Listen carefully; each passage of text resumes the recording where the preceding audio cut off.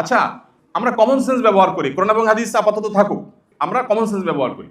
রাস্তায় কোনো নারীর সৌন্দর্য বা স্ক্রিনে কোনো নারীর সৌন্দর্য দেখার পর একজন পুরুষের মনে কি চিন্তা আসে? আল্লাহর কি অপরূপ সৃষ্টি, সুবহানাল্লাহ, ফাতাবারাকাল্লাহু আহসানুল খালিকিন, আল্লাহু আকবার। এই চিন্তা আসে? এই চিন্তা আসে? আপনি যদি বলেন না আমার তো এই চিন্তাই আসে,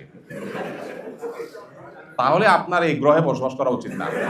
আল্লাহ রাব্বুল আলামিন অনেক গুনাহের ক্ষেত্রে বলেছেন তোমরা গুনাহ করবে না, লা তাকতুলুন নাফস, মানুষ হত্যা করো না। দেখেন, জেনা, ব্যভিচার এমন পাপ, এমন গুনাহ, আল্লাহ এই সম্পর্কে বলেছেন লা তাজনুনা বলে আল্লাহ বলেছেন লা তাকরাবুজ জিনা, তোমরা জেনার কাছেও যেও না। ইন্টারেস্টিং বিষয় না? আল্লাহ বলেন নাই যে হত্যার কাছেও যেও না, আল্লাহ বলেছেন হত্যা করো না, সাফ। কিন্তু জেনার ব্যাপারে আসছে, আল্লাহ বলেছেন ওয়ালা তাকরাবুজ জিনা, তোমরা জেনার, ব্যভিচারের কাছেও যেও না। কেন আল্লাহ এভাবে বললেন? জীবনের প্রত্যেকটা পর্যায়ে এসে আমরা সবাই জানি, সবাই একমত হব, এমন এমন ইস্যু আছে যে ইস্যুগুলোতে আসলে খুব শক্ত সিদ্ধান্ত নিতে হয়। এই শক্ত সিদ্ধান্ত নিতে যতটা কষ্ট মনে হয়, আসলে নিলে এত কষ্ট হয় না। যাদের এই এডিকশন আছে তারা কোনো একটা ডিভাইসের মাধ্যমে এটা দেখেন, এই তো ডিভাইসটা চেঞ্জ করে ফেললে হয়ে গেল, একটা বাটন ফোনে চলে গেলে হয়ে গেল। খুব জটিল কাজ। দেখেন এই সহজ কাজটা কিভাবে করবে জন্য চিরকুট লিখে দিস। কাজটা খুব সহজ না। আমি স্মার্টফোনটা বিক্রি করে একটা বাটন ফোনে চলে আসলাম। হ্যাঁ, কিছু অসুবিধা হবে, বাট আমি বড় কোনো সমস্যা থেকে বাঁচার জন্য কিছু অসুবিধা তো আমি মেনেই নেব, তাই না? এবং এভাবে যদি আমি বেশি না কয়েক মাস চলতে পারি, ইনশাআল্লাহ আবার আমি কামব্যাক করলে অসুবিধা হবে না। আল্লাহ রাব্বুল আলামিন অনেক গুনাহের ক্ষেত্রে বলেছেন তোমরা গুনাহ করবে না, লা তাকতুলুন নাফস, মানুষ হত্যা করো না। দেখেন, জেনা, ব্যভিচার এমন পাপ, এমন গুনাহ, আল্লাহ এই সম্পর্কে বলেছেন লা তাজনুনা বলে আল্লাহ বলেছেন লা তাকরাবুজ জিনা, তোমরা জেনার কাছেও যেও না। ইন্টারেস্টিং বিষয় না? আল্লাহ বলেন নাই যে হত্যার কাছেও যেও না, আল্লাহ বলেছেন হত্যা করো না, সাফ। কিন্তু জেনার ব্যাপারে আসছে, আল্লাহ বলেছেন ওয়ালা তাকরাবুজ জিনা, তোমরা জেনার, ব্যভিচারের কাছেও যেও না। কেন আল্লাহ এভাবে বললেন? কারণ এই জিনিসটাই এমন, আল্লাহ তো সৃষ্টিকর্তা, তিনি জানেন তার সৃষ্টির দুর্বল জায়গা কোথায়। তিনি জানেন যে জেনার কাছাকাছি গেলে সে ব্যাক করতে পারবে এর সম্ভাবনা খুব কম, রিস্ক এখানে অনেক বেশি, এজন্য কাছেও যেতে নিষেধ করা হয়েছে। এখন আমরা অনেক সময় বলি না আমাদের মন পরিষ্কার, হুজুরদের মনগুলো সব ছোট, হুজুররা খুব লেম চিন্তা করে। কেন এত পর্দা করতে হয় ভাই? মনের পর্দা বড় পর্দা, মনের পর্দা বড় পর্দা। এবং এই জায়গাটাতে বিশেষ করে আপনার বেশিরভাগ মানুষ মনে করে কেন মা বোনের মতো দেখা যায় না, পরনারী কেন এত পর্দা মেনটেন করতে হবে? ওই যে কয়েকদিন আগে না শুনছেন যে কোন একজন স্টুডেন্ট আপনাদের মতোই বাইরে যাবে, সে টাকা জমা দিতে গেছে ব্যাংকের বুথে, ওখানে রিসিপশনে মহিলা ছিল। বেশ ঘটনাটা সারা দেশে ব্যাপক আলোচনা জন্ম দিয়েছে, টকশোগুলোর বেশ গুরুত্বপূর্ণ টপিক হয়েছিল এটা। তো ওই ভদ্র মহিলার কাছে টাকা জমা দিতে গেছে, ক্যাশিয়ার ছিলেন উনি। তো এই ইয়াং ছেলে যে বাইরে যাবে পড়াশোনার জন্য তাকাচ্ছিল না তার দিকে, তখন উনি ওনার হাজব্যান্ডকে বলেছেন, হাজব্যান্ড সেটা সোশ্যাল মিডিয়াতে ভাইরাল করেছেন যে এই ছেলে বিদেশে যে কি করবে, একটা মহিলার চেহারার দিকে তাকাইতে যে পারে না, সে বাইরে যা করবে কি? বাইরে এত মহিলা, সে এখানে একটার দিকে তাকাতে পারতেছে না, ওখানে যে করবে কি সে? তো এটা নিয়ে সারা দেশ খুব সরগরম, টেনশন হয়ে গেছে। হায় হায় রে, ছেলে তো চোখের ডাক্তার দেখানো উচিত, বেচারা তাকাইতে পারতেছে না, তার ডেফিনেটলি চোখে কোনো সমস্যা আছে। আচ্ছা, কি অদ্ভুত না? যে ভদ্রলোক লিখেছেন তার ওয়াইফের দিকে তাকায় নাই, এজন্য তিনি অপমান বোধ করেছেন। আচ্ছা, আমরা কমন সেন্স ব্যবহার করি, কোরআন এবং হাদিস আপাতত থাকুক, আমরা কমন সেন্স ব্যবহার করি। রাস্তায় কোনো নারীর সৌন্দর্য বা স্ক্রিনে কোনো নারীর সৌন্দর্য দেখার পর একজন পুরুষের মনে কি চিন্তা আসে? আল্লাহর কি অপরূপ সৃষ্টি, সুবহানাল্লাহ, ফাতাবারাকাল্লাহু আহসানুল খালিকিন, আল্লাহু আকবার। এই চিন্তা আসে? এই চিন্তা আসে? আপনি যদি বলেন না আমার তো এই চিন্তাই আসে, তাহলে আপনার এই গ্রহে বসবাস করা উচিত না। আপনার কবরে চলে যাওয়া উচিত, তার নামে ডাক্তার দেখানো উচিত। আচ্ছা ভাই, যেটা বলছিলাম, এখন আপনারা সবাই যেভাবে হো হো করে হাসলেন, এই হাসিটা আমার দরকার ছিল কথাটা বোঝার জন্য। এই হাসিটা প্রমাণ করছে যে আপনারা সবাই জানেন, এটা ওপেন সিক্রেট, যে কোনো নারীর খোলামেলা শরীর, চেহারা, সৌন্দর্য দেখার পর পুরুষের মনে কি চিন্তা আসে, এটা আমরা সবাই জানি। কেউ যদি বলে না না ভাই আমার এসব চিন্তা আসে না, তাহলে আমরা তাকে নিয়ে বরং হাসাহাসি করবো, তাই না? এটা তো বাস্তবতা।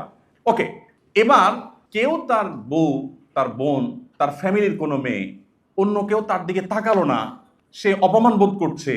তার চয়েস নিয়ে আমার আলাপ নাই, কিন্তু আমার আলাপটা হলো যে কমন সেন্স কি বলছে যে তার ওয়াইফের সৌন্দর্য অবলোকন করে কেউ তো এখানে আল্লাহর সৃষ্টি রহস্য আবিষ্কার করতে যাইতো না, নিশ্চয়ই সে মনে মনে জেনা করত। কি বলেন? জেনার বিভিন্ন লেভেল আছে, ধরেই যে একেবারে সে সিরিয়াস লেভেলের জেনা করতো, মনের জেনা, আমি সেটা বলছি না, বাট শুরুটা হতো। ঠিক কিনা বলেন?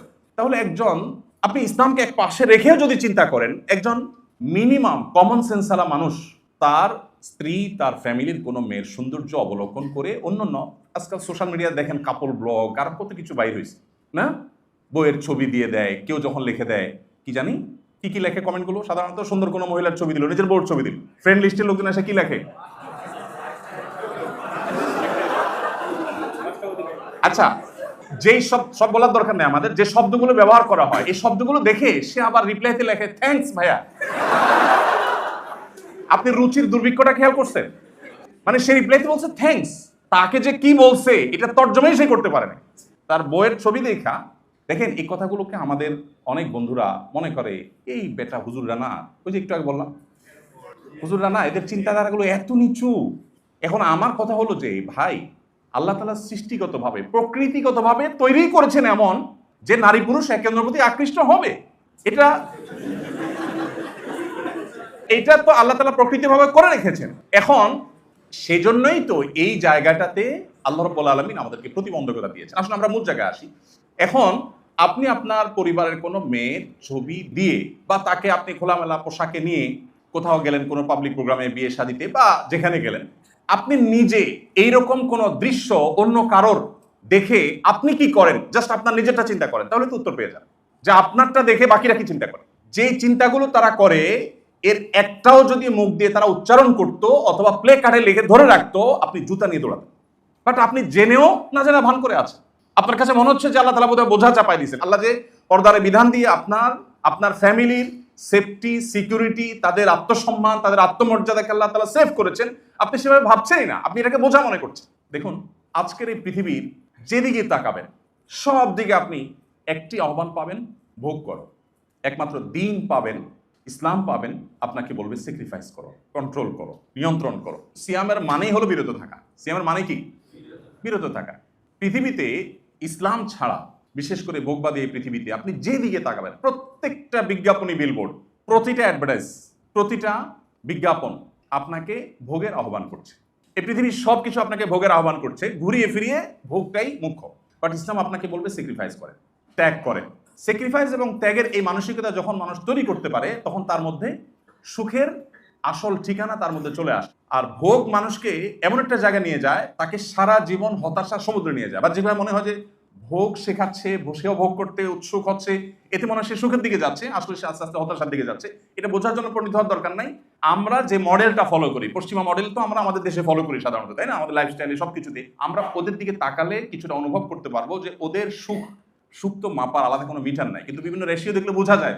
আত্মহত্যার প্রবণতা বলেন, ডিপ্রেশনের রেশিও বলেন, এগুলো যদি আপনি কম্পেয়ার করেন, আপনি দেখবেন যে আল্লাহ রাব্বুল আলামিন শুধুমাত্র তার প্রকৃত গোলামি এবং বান্দিগি, আত্মনিয়ন্ত্রণ করার প্রবণতা আছে, মানসিকতা আছে, মানুষগুলোকে আল্লাহ তাআলা শান্তি দিয়েছেন। আসলে দুনিয়াতে তো মানুষের চাহিদা শেষ নাই, কোনো শেষ নাই। তো এইটার সবচেয়ে সহজ সমাধান হলো নিজেকে নিয়ন্ত্রণ করা, সবর করা। তো পর্নোগ্রাফি থেকে বাঁচার জন্য এই যে হার্ড এবং কঠিন একটা ডিসিশন নেওয়া, হার্ড ডিসিশন নেওয়া, এটার কোনো বিকল্প নাই। যে আমি আসলে ওই সূত্রগুলো, ধরুন আমি নির্জনে থাকার কারণে এই সমস্যাটা হয়, তো আমি নির্জনতা পরিহার করবো, এমন কোনো রুমে যাবো যেখানে 2-4 জন থাকবে, কিছু সমস্যা হবে, বাট আমার মূল সমস্যার সমাধান হবে। ঠিক একইভাবে যে ডিভাইসটা আছে ওটা আমি চেঞ্জ করতে পারি, আমি নেট কানেকশন থেকে ডিসকানেক্টেড থাকতে পারি, আমি বিশেষ কোনো ইস্যু আছে, কারোর সাথে ব্যক্তিগত যোগাযোগ আছে, তার নাম্বারটা ডিলিট করে ফেলি, তাকে ব্লক করে ফেলি, সিমটা চেঞ্জ করে ফেলি, অনেক অপশন আছে। বাট এই অপশনগুলো দেখেন খুবই খুবই সহজ অপশন, কিন্তু আমরা না পারি না।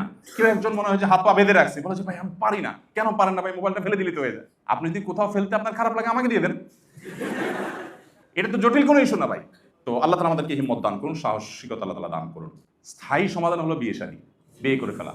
তো বিয়ে নিয়ে এত প্রশ্ন আপনাদের, আমি এক নজর দেখলাম, সুবহানাল্লাহ, মানে লিটন ভাই হাতে কতগুলা দিছি, রিপিটেড প্রশ্ন, বিয়ে বিয়ে বিয়ে, আপনাদের আর্তনাদ, আপনাদের আর্তচিৎকার। দেখেন, ইসলাম শুধুমাত্র আপনাদের এই যে প্রকৃতিগত নেচারাল আপনাদের যে ডিমান্ড, এটাকে একমাত্র ইসলাম রেসপেক্ট করে। আপনি ইসলামের বাইরে আজকের এই প্রচলিত সমাজের কাছে যান, বলবেন নো, খবরদার, বয়স হয়েছে কত বেটা, তুমি আগে নিজের পায়ে দাঁড়াও, এখন তুমি দাঁড়াচ্ছ এগুলো তোমার পাও। তো তোমার না, সো নিজের পায়ে দাঁড়াও। আপনি দেখবেন কই না, আমার পা তো আমারই আছে, কিন্তু সমাজ বলতেছে না না নিজের পায়ে দাঁড়াও। আমি আমার গল্প সবসময় বলি, এর আগেও এখানে একটা প্রোগ্রামে বলছিলাম ভাইদেরকে, আমি বিয়ে করেছি তখন আমার বেতন 2800 টাকা। 2800 টাকা বেতন, তখন আমি বিয়ে করেছি কোথায়? ঢাকা শহরের বাড়িয়ালির মেয়ে, গ্রামে, এদের জন্ম ঢাকায়, সব ভাই বোনের, এরা এস্টাবলিশড এখানে, আর আমার বেতন কত? 2800 টাকা। তো আমি তো সাহস করছি আলহামদুলিল্লাহ। যাই হোক, সে গল্প অন্যদিন বলা যাবে। খোলাসা কথা হলো, পর্নোগ্রাফি থেকে বাঁচার জন্য আর্লি বিয়ে করা এবং নির্জনতা দূর করা, এবং আপনার যে ডিভাইসগুলো বা যে আপনার ইস্যুগুলো আমাকে এইদিকে নিয়ে যায়, সেগুলো থেকে সম্পর্ক ছিন্ন করার জন্য কিছু শক্ত সিদ্ধান্ত নেওয়া, এগুলো ছাড়া আসলে এখান থেকে বাঁচা খুবই কঠিন।